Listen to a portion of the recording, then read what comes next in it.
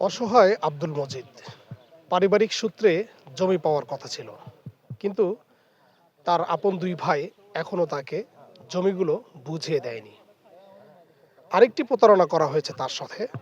বিভিন্ন জায়গায় তাকে অংশ কম দিয়ে, অর্থাৎ ভালো ভালো জায়গাগুলো থেকে অংশ কম দিয়ে একদম ধানি জমি থেকে অনেক বেশি পরিমাণের অংশ দেওয়া হয়েছে, যেটি এক ধরনের প্রতারণা।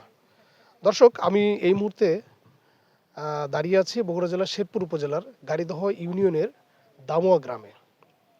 দর্শক মণ্ডলী, এই গ্রামের আব্দুল মজিদ এবং রফিকুল ইসলাম এবং আব্দুর রশিদ, তারা তিন ভাই। তিন ভাইয়ের মধ্যে আব্দুল মজিদ উনি একেবারে ছোট। গত কিছুদিন আগে এই জমি জমা বিষয় নিয়ে অনেক দরবার স্থানীয়ভাবে হলেও এখন পর্যন্ত সমাধান হয়নি। এই জমিকে কেন্দ্র করেই আব্দুর রশিদ মিয়া প্রায় 3বার স্ট্রোক করে হারিয়েছেন তার বাকশক্তি এবং এখন প্রায় প্রতিবন্ধী অবস্থায়। দর্শক, এই জমি জমার সুষ্ঠু বন্টন চেয়ে তার মেয়ে দাবি করেছে যে দাদার জমিগুলো যেন আমার বাবা সুষ্ঠুভাবে বন্টন করে তার অংশটুকু বুঝে দেওয়া হয়। আসসালামু আলাইকুম। আমি মারিয়া আফরিন মিম। এটা হইতেছে আমার আব্বু। আর এই যে জমিটা দেখতে পাচ্ছেন, এটা হইতেছে আমার দাদার জমি। আর আমার দাদার হচ্ছে ৩ ছেলে। তার মধ্যে আমার আব্বুর একটা অংশ। কিন্তু তারা হচ্ছে আমার আব্বুকে জমি দিচ্ছে না। যার কারণে মানে এখানে বারবার আশা লাগতেছে। আর এখানে আসার কারণে আমি এখন ইন্টার সেকেন্ড ইয়ারে পড়ি।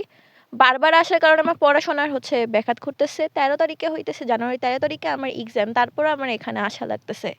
আমার আব্বু এগুলো টেনশন নিতে পারতেছে না, যার কারণে বারবার স্ট্রোক করতেছে।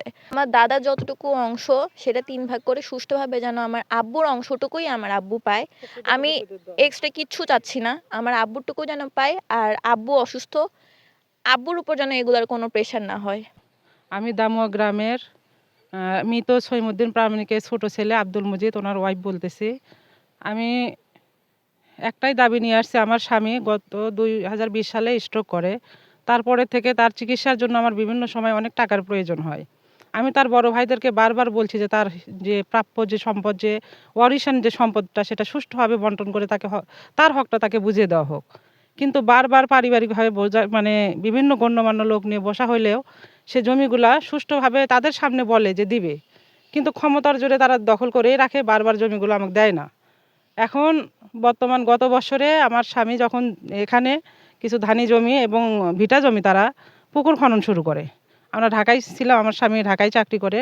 তো ওখান থেকে যখন শুনে তখন ওনার বড় ভাইদেরকে জানায় যে ভাই এখানে পুকুর করো না, আমার জমিগুলো আমাকে ঠিকভাবে বুঝাই দাও, তারপরে পুকুরটা করো। কিন্তু তার ভাইরা তাকে অকাট্যভাবে এবং হুমকি দেয়, রাগারাগি করে। সে পর্যায়ে সে যেহেতু স্ট্রোক করছে, স্ট্রোকের রোগী, সে মানসিক চাপ নিতে পারে না। এরপরে সে আবারও স্ট্রোক করে। স্ট্রোক করে আইসিইউতে সে ১৪ দিন হসপিটালে ভর্তি থাকার পরে এই সুযোগে তারা এই জমিগুলো, ধানি জমি এবং ভিটা সমস্ত কিছু মানে সরকারি যে ম্যাপ অনুযায়ী যে রাস্তা আছে এটা সহ তারা কাটে নেয়।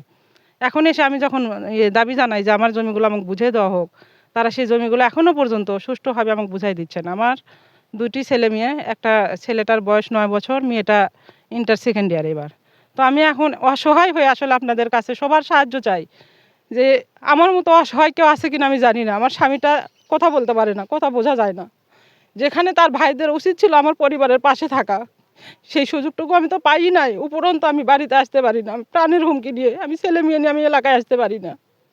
আর জমিগুলো আমাদের বুঝাই দিচ্ছে না। আমার স্বামীকে আমি বাইরে নিয়ে যাবা, দেশেই যে একটু ভালো চিকিৎসা করাবো, আমি অর্থের অভাবে করাতে পারতেছি না। জমিগুলো সুষ্ঠু বন্টন তারা আমাকে করে দিচ্ছে না। তারা ক্ষমতার জোর দেখে তাদের ছেলেগুলো বড় জমিতে আসলে পরে তারা মানে সবাইকে নিয়ে আসে আর কি, মারমুখী হয়ে চলে আসে আর অকাট্য ভাষায় গালিগালাজ করে। আর যদি তাদেরকে বলি যে এই জমিগুলোকে আমাকে বুঝাই দেন, তারা মানে হজে যাওয়ার আগে বলছিলাম, তো তারা বলছে না, হজ করে এসে জমি বুঝাই দেবো। এখনও পর্যন্ত এই মাটি বিক্রি করে তারা হজ করছে। অথচ এখন যখন যদি বলতে আসি, বলে না আমি কি তোমার জমি বিক্রি করে করে মাটি বিক্রি করে হজ করে আসছি, অথচ এই জমিটা কার? আমার শ্বশুরের জমি। তাহলে এক অংশ মালিক কি? আমার স্বামী। আমি চাই আমার স্বামী, ডাক্তার বারবার বলছে তা কোনো মানসিক টেনশন দিবেন না, কিন্তু এখানে যে পারিপার্শ্বিক অবস্থান, এটা কি তাকে মানসিক চাপ দেওয়া হচ্ছে না? এই স্ট্রোকের কারণটা কি? আমার তো ফ্যামিলি কোনো সমস্যা নাই, সমস্ত কিছুর জন্য দায়ী কে? আমি তার ভাইদের আমি এখানে দায়ী করতেছি, কেননা সে অসুস্থ, তার বারবার স্ট্রোকের কারণ হচ্ছে সম্পদ নিয়ে তার মানসিক টেনশন। এই টেনশন থেকে আমি বারবার ভাইদের অনুরোধ করছি, আমার বড় ভাই না, আপনি আমার বড় ভাই সমতুল্য, আপনারা তাকে একটু মানসিক টেনশন কমাই দেন, কিন্তু তারা সেটা করে নাই। তার বড় ভাই মোহাম্মদ আব্দুর রশিদ, তার মেজো ভাই রফিকুল ইসলাম। তো আমি, হ্যাঁ, আমার স্বামীর যেখানে মূল কথা হচ্ছে, এখানে তারা রাস্তার সাথে জমি আছে, এক জায়গায় আছে 73 শতাংশ, ওখানে তাকে 20 শতক দেওয়া হয়েছে এইবার, আর এতদিন তারা দেয় নাই। আর যে জমি বাড়ির জায়গা, যেটা বড়জন 16 শতাংশ বাড়ি নিয়ে আছে, মেজোজন আর আমরা একসাথে বাড়ি করা আছে, সেখানে প্রায় 14 শতাংশ জমি আছে, সেখানে শুধুমাত্র বাড়ি 3-4 শতকের মতো বাড়ি হবে, এতটুকুই। বাড়ির সামনে তারা গোয়াল ঘর রাখছে, আমি টান দিতে বললেও তারা টান দিচ্ছে না, তারা ক্ষমতার জোরে আমি গেলে পরে তারা আমাকে মারতে আসে এবং অকাট্য ভাষায় গালিগালাজ করে। মোট জমি প্রায় 12 বিঘা না, এক একজনের অংশে প্রায় 8.5 বিঘা করে পড়বে আনুমানিক।